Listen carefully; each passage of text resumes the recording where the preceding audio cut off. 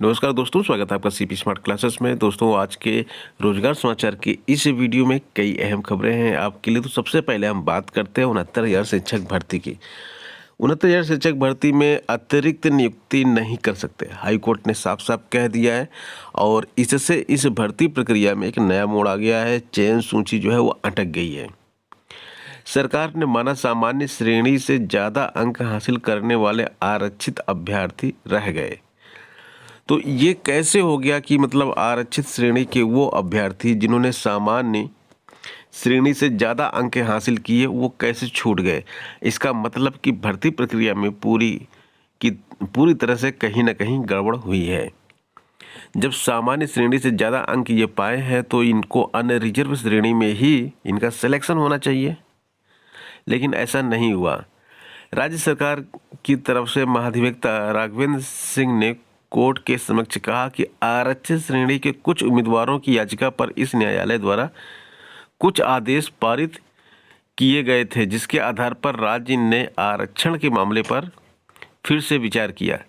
नीति के साथ साथ आरक्षण अधिनियम 1994 के प्रावधान सही से लागू न होने के कारण ऐसे आरक्षित श्रेणी के उम्मीदवार जो अन्यथा मेधावी हैं, अर्थात सामान्य श्रेणी के कटाव से अधिक अंक प्राप्त किए हैं, नियुक्ति पाने से रह गए हैं।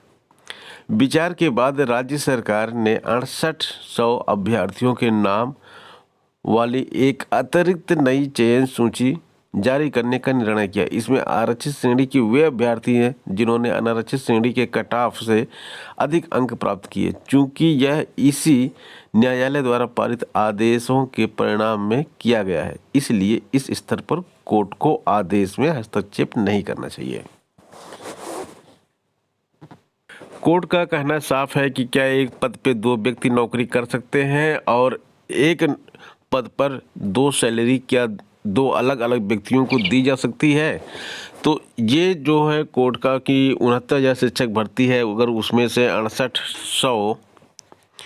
6800 अतिरिक्त लोगों को उसमें ज्वाइन कराया जा रहा है, तो 69,000 में से 6800 अतिरिक्त लोगों को बाहर भी तो निकालना चाहिए, क्योंकि उनको तो नौकरी मिल गई, वो नौकरी कर रहे हैं अभी, जबकि इन लोगों को नौकरी मिलनी चाहिए। 6800 लोग ऐसे हैं जो जनरल के कट ऑफ से ज़्यादा नंबर पाए थे, रिजर्व कैटेगरी के थे, उनको नौकरी नहीं दी गई है। तो इसमें गलती किसकी है? गलती राज्य सरकार की है, और इसको सुधारने का काम भी राज्य सरकार को ही करना होगा।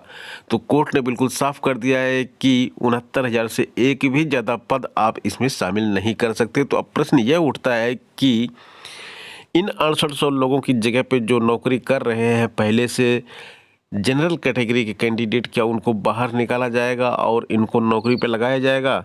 अब आगे क्या होगा, किस तरह की घटनाएं इसमें आगे आएंगी, उन सब के लिए आप सीपी स्मार्ट क्लासेस चैनल पे बने रहें और आपको इसकी latest update time to time दी जाती रहेगी।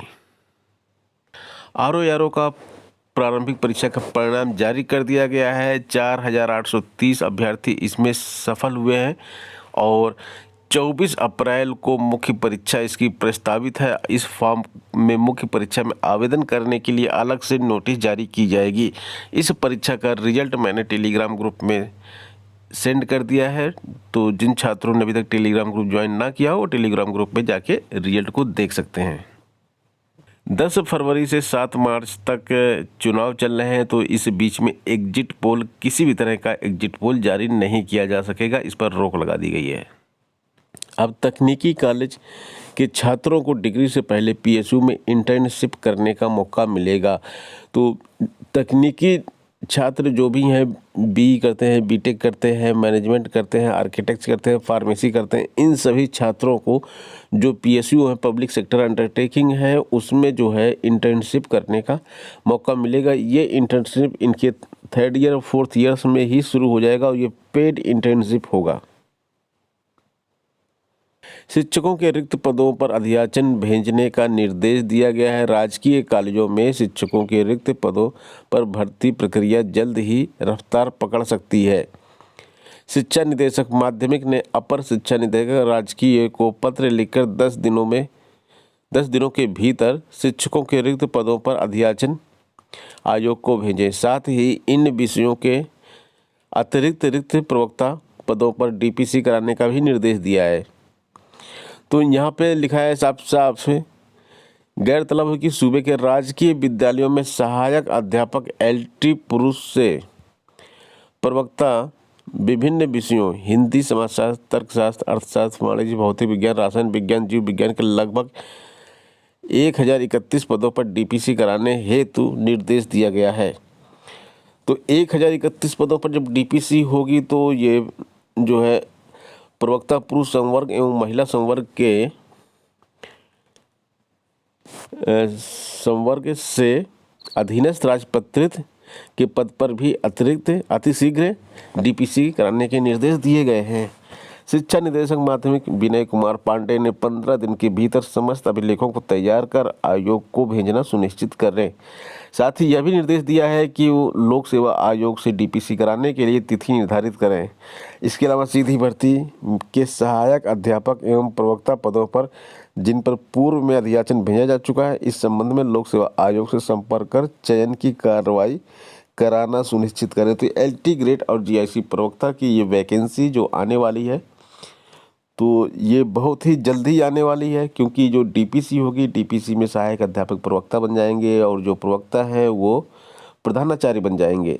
तो प्रवक्ता के पद भी खाली हो रहे हैं। एलटी ग्रेड में जो अधियाचन गया हुआ है पहले 1200 और उसके बाद अन्य पद भी इधर खाली हो रहे हैं, और जो अधियाचन अभी नया नहीं गया हुआ उसको उस अधियाचन को भी 10 दिन के अंदर भेजने की बात कही गई है। तो पदों की संख्या बढ़नी तय है। एलटी ग्रेड में अब पद बढ़ जाएंगे और विज्ञापन जल्दी आ जाएगा। तो इस परीक्षा की तैयारी के लिए आप अभी से लग जाइए, जिससे कि यह परीक्षा आपकी क्लियर हो सके। युवा मंच के संयोजक राजेश सचान को जमानत मिल गई है, और युवा मंच के संयोजक को जो है उन्हें आरटीओ से जमानत के लिए लगाई गई आरसी की वेरिफिकेशन रिपोर्ट आने के बाद ही रिहा किया जाएगा। इसके साथ जेल गए 2 अन्य आरोपितों की जमानत होनी अभी बाकी है। तो युवा मंच का जो दावा है वो कि यूनेस्को के रिपोर्ट के मुताबिक प्राथमिक विद्यालयों में 3,30,000 पद रिक्त हैं। माध्यमिक विद्यालयों में 50,000 से अधिक पद रिक्त हैं। हायर एजुकेशन में भी लगभग 3,000 पदों का अधियाचन रोक रखा गया है। अधीनस्थ सेवा आयोग की भर्ती के लाखों पद खाली पड़े हैं।